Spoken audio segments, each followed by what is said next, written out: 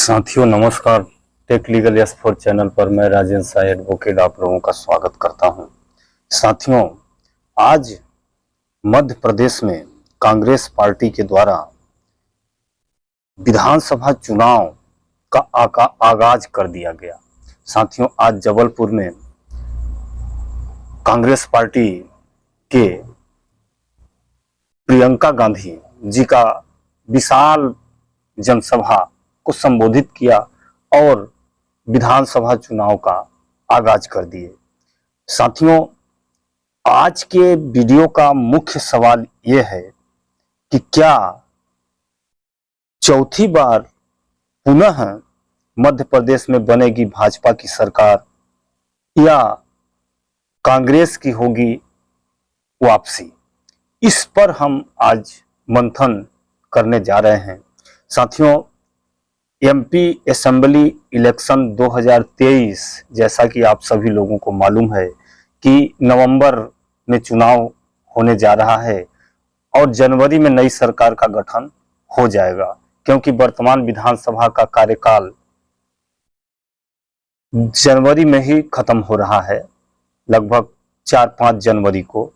तो जनवरी यानी 5-6 जनवरी तक में नई सरकार बन जाएगी। अब आज का सबसे अहम सवाल यह है कि भाजपा का एक वादा कांग्रेस के सभी वादों पर भारी, ये मुख्य टॉपिक है।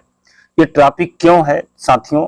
जैसा कि कांग्रेस पार्टी अपने पूर्व घोषणा पत्र के अनुसार, जिसको हमारे मध्य प्रदेश के भूतपूर्व मुख्यमंत्री कमलनाथ जी के द्वारा ऐलान कर दिया गया कि अगर हमारी सरकार बनती है तो हम प्रदेश के महिलाओं को 1,500 रुपया हर माह पैसा उनके खाते में डालेंगे,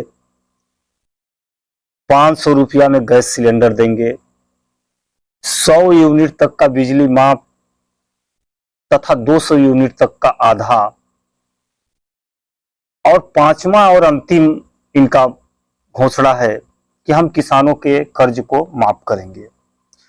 अब इन पांचों घोषणाओं को अगर हम देखें तो भाजपा के एक घोषणा, एक वादा, इसको हम वादा और घोषणा दोनों कहते हैं, क्योंकि वादा 1,000 रुपए देने को था प्रदेश की महिलाओं को, 1,000 रुपया देने का वादा पूर्ण कर लिया गया भाजपा के द्वारा और जून के 10 तारीख को प्रत्येक महिलाओं के खाते में 1,000 रुपया डाल दिया गया।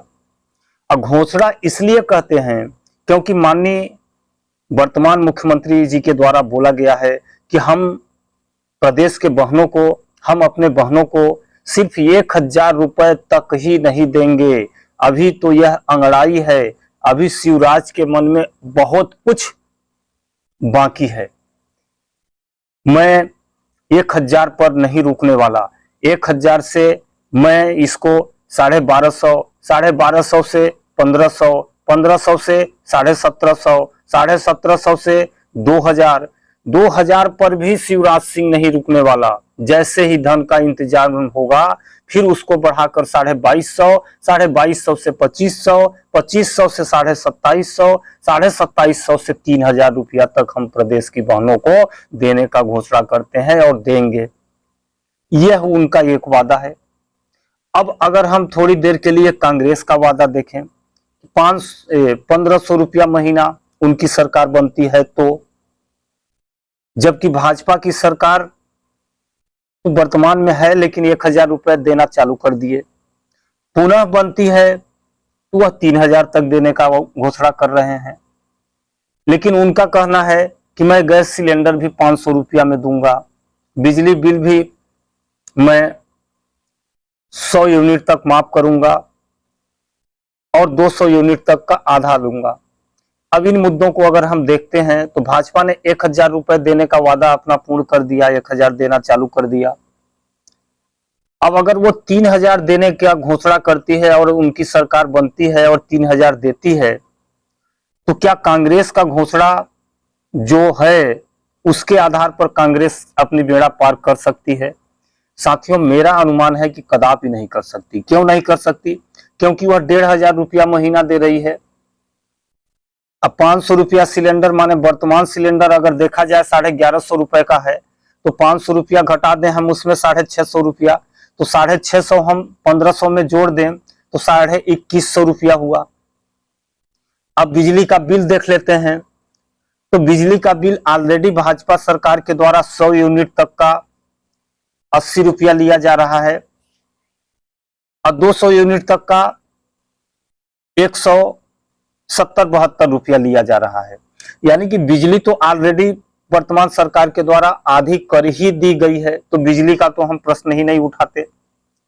अब रह गई बात पेंशन और गैस, तो पेंशन और गैस दोनों मिला के कांग्रेस के द्वारा 2150 रुपया का घोषणा किया गया है, जबकि वर्तमान सरकार के द्वारा 3000 रुपया का घोषणा किया गया है। 1000 देना चालू कर दिए। तो अब आप बताइए कौन सरकार पुनः वापसी कर सकती है, पुनः सत्ता में काबिज कर सकती है? ये 3000 दे रहे हैं, ये 2150 दे रहे हैं, यानी 850 रुपया कम। तो निश्चित रूप से कहीं ना कहीं भाजपा का पलड़ा भारी प्रतीत हो रहा है।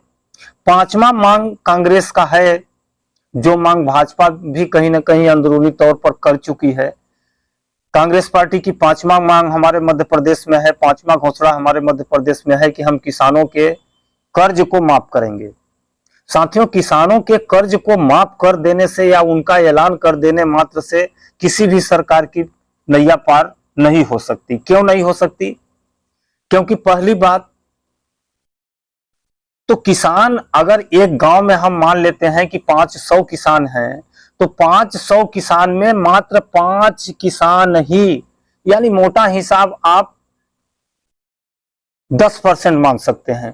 तो 500 का 10% अगर हम माने, 10% भी बहुत ज्यादा होगा, 5% मान के चलिए, यानी 500 में 25 किसान ही कर्ज लिए हैं, और वह भी 25 किसानों में से 20 किसान अपना लोन अदा कर चुके हैं। सिर्फ 5 किसान का ही पैसा बचा है, और इन 5 ऐसे किसानों का पैसा बचा है जो करोड़पति हैं, जिनके घर बैंक वालों की या पुलिस वालों की हिम्मत नहीं होती कि उनसे तगादा कर दिया जाए। उनके यहां पुलिस की भी हिम्मत नहीं होती कि उनसे तगादा किया जाए, उनको नोटिस दिया जाए, उनका किसी भी तरह का लोन। ऐसे हमारे देश में, हमारे पूरे देश की हम हाल बता रहे हैं, अपने मध्य प्रदेश की नहीं, पूरे देश में ऐसे लोग हैं। प्रत्येक गांव में ऐसे 25-50 लोग मिल जाएंगे जिनके यहाँ उनका लाखों रुपए बिजली बिल क्यों न बकाया हो, लेकिन किसी भी बिजली विभाग के अधिकारी कर्मचारी की हिम्मत नहीं पड़ेगी कि उनके यहाँ जाके बिल का तगादा कर सके और यह बोल सके कि आपका इतना बिल बाकी है, आप जमा कर दें। तो बैंक वालों की क्या हैसियत है? ऐसे लोगों का ही कर्ज माफ कर रही है कांग्रेस सरकार, या बिजली का बिल भी माफ कर रही है। तो जो भी सरकार कर रही है सिर्फ ऐसे लोगों का ही होता है। तो अब सोचिए आप कि 500 में लगभग 525 यानी 475 लोग तो ऑलरेडी दे चुके हैं। अब आप 25 लोग जो नहीं दिए हैं, जो बाहुशाली हैं, उनका अगर आप माफ भी कर देंगे तो उनसे क्या आपकी सरकार बन जाएगी? कदापि नहीं बनेगी साथियों। हालांकि यह जो प्रचलन चल रहा है फ्री की रेवड़ी बांटने का, यह प्रचलन है तो बहुत घातक, मैं अपने देश के लिए बहुत ही घातक मानता हूं।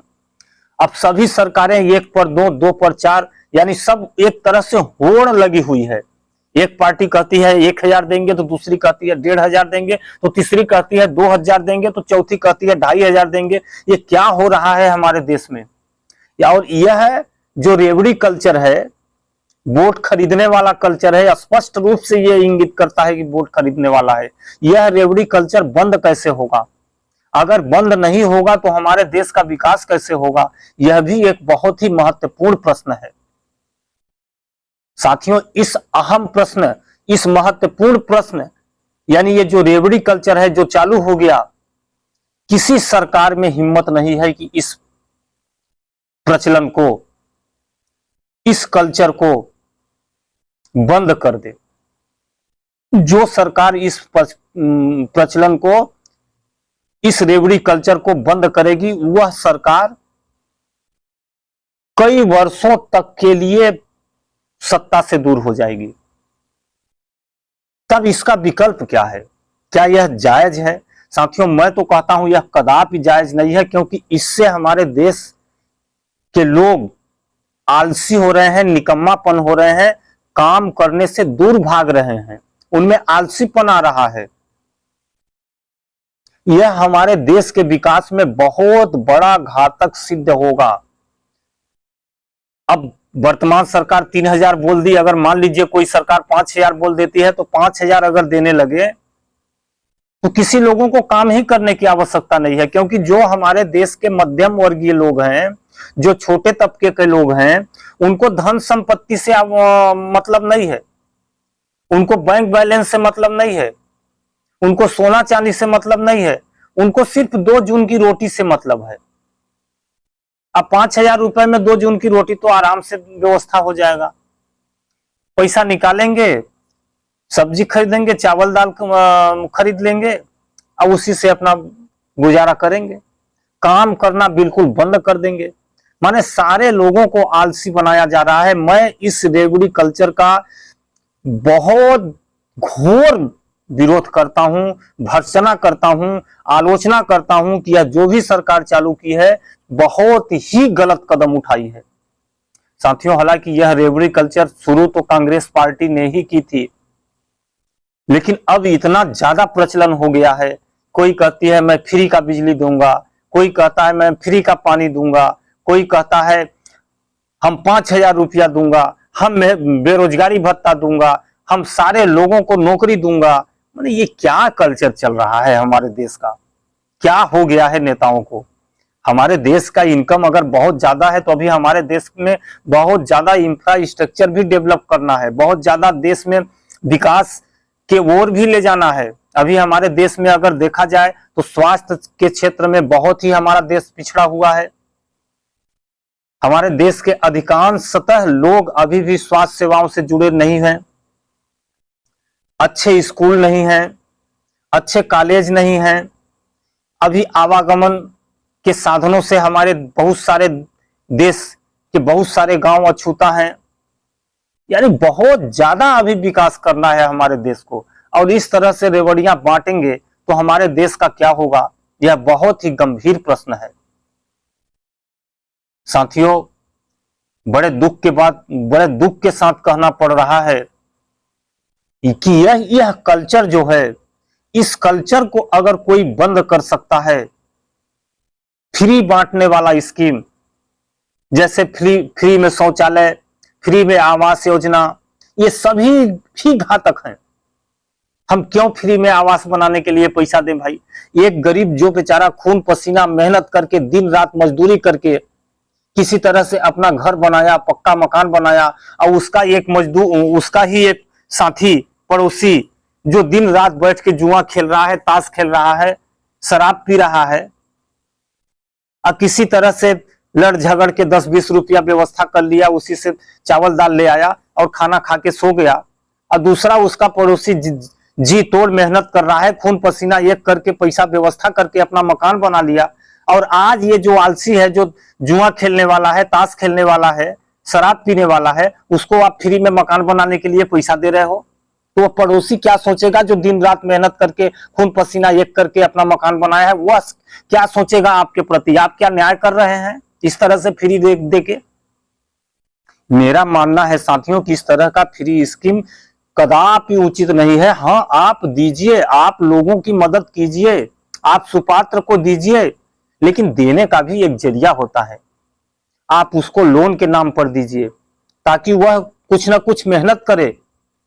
आप ऐसी योजना चलाइए जिससे लोगों का आय का स्तर ऊंचा हो, लोगों में बचत करने की इच्छा शक्ति जागृत हो, बचत करने की ओर आगे बढ़े, ताकि उस बचत से अपने परिवार, अपने घर, अपने लोगों का जीवन स्तर ऊपर उठा सके।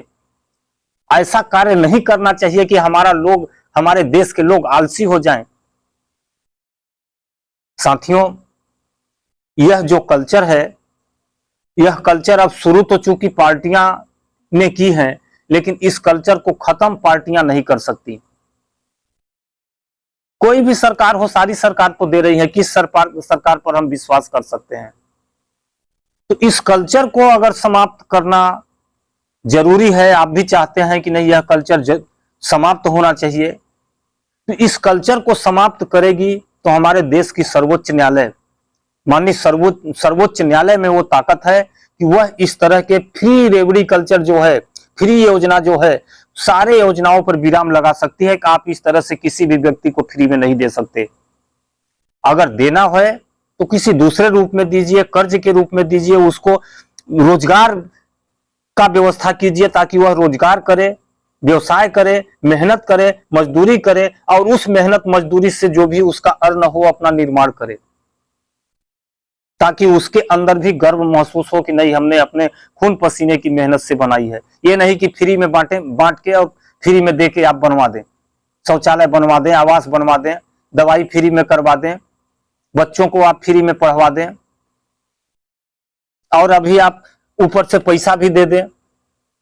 क्या चल रहा है हमारे देश में, कुछ समझ में नहीं आ रहा है। हमारे लोकतंत्र का क्या होगा, हमारे देश का क्या होगा? मैं माननीय सर्वोच्च न्यायालय से निवेदन करना चाहता हूं, माननीय सर्वोच्च न्यायालय इसको स्वमेव संज्ञान में लेकर तत्काल एक्शन लेना चाहिए कि ये जितने भी फ्री कल्चर वाली स्कीमें हैं, योजनाएं हैं, तत्काल इसको बंद कर देना चाहिए और लोगों को ऐसा विकल्प सरकार के द्वारा मुहैया कराना चाहिए, ऐसा विकल्प, ऐसा योजना बनाना चाहिए जिस योजना से लोगों का चहुमुखी विकास हो सके। ऐसी योजना पर सरकार को ध्यान देना चाहिए, सरकार को कार्य करना चाहिए। लेकिन सरकार आज लोगों को पंगु बनाने के लिए कार्य कर रही है, चाहे पक्ष हो चाहे विपक्ष हो। साथियों, चूंकि वीडियो लंबा होती जा रही है, हालांकि इस वीडियो पर बोलने के लिए तो बहुत सारा है, लेकिन अब चूंकि बहुत ज्यादा हम नहीं इस वीडियो पर बोल सकते, आप लोगों को भी ज्यादा सुनने में थोड़ा सा परेशानी होगी, आप भी ऊब जाएंगे कि मैं क्या उठपटांग बोलता रहता हूं। लेकिन मैं हकीकत बोल रहा हूं साथियों, यह योजना कदापि अच्छी नहीं है। इस योजना पर हमारे देश के निर्वाचन आयोग को भी एक्शन लेना चाहिए। निर्वाचन आयोग भी चाहे तो इस पर रोक लगा सकती है, सर्वोच्च न्यायालय रोक लगा सकती है।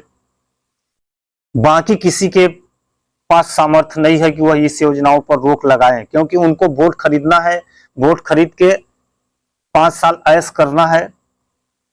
आज किसी भी पार्टियों में, किसी भी पार्टी के नेताओं में समाज सेवा की भावना तो रही ही नहीं। मैं यह क्यों कह रहा हूं कि समाज सेवा की भावना नहीं है, क्योंकि स्पष्ट दिख रहा है। क्या समाज सेवा करेंगे जब चुनाव जीतने के लिए 50-50, 100-100 करोड़ रुपए खर्च करेंगे।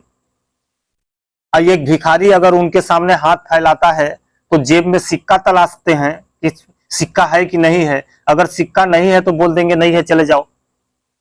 वही व्यक्ति चुनाव में 100 करोड़ खर्च कर देता है जो भीख देने के लिए सिक्का टटोलता है जेब में। तो वह 100 करोड़ क्यों लगाया है आप बखूबी समझ सकते हैं, किस लिए 100 करोड़ का निवेश किया है। तो माने आज की राजनीति जो है वो एक तरह से व्यवसाय हो गया है, व्यापार हो गया है।